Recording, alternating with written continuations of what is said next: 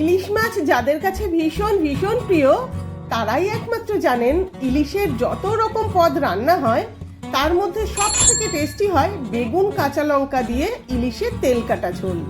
এই ঝোলেই ইলিশের আসল স্বাদটা বেশি করে বোঝা যায়। নমস্কার, ওয়াচ অ্যাগেইন উইথ পিয়ালি ব্লগে স্বাগত।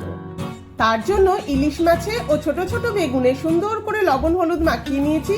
কড়াইতে সর্ষের তেল দিয়ে মাছগুলোকে সামান্য এপিট ওপিট করে ভেজে তুলে নিয়েছি, কারণ এই ঝোলের মাছ বেশি কড়কড়ে ভাজা হলে খেতে ভালো লাগে না। বেগুন ভাজার পালা।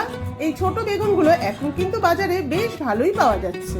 তেলের মধ্যে দিয়েছি কালো জিরে, টুকরো করে কাটা টমেটো আর চেরা কাঁচা লঙ্কা। ঝাল যারা বেশি খান একটু বেশি করে কাঁচা লঙ্কা দিয়ে নেবেন। দিচ্ছি লবণ হলুদ পরিমাণ মতো জল। ঝোলটা ভালো করে ফুটলে মাছগুলো ও বেগুন দিয়ে ঢাকা দিয়ে 2-4 মিনিট অপেক্ষা। ভিডিওটি ভালো লাগলে লাইক শেয়ার ও সাবস্ক্রাইব করতে ভুলবেন না কিন্তু।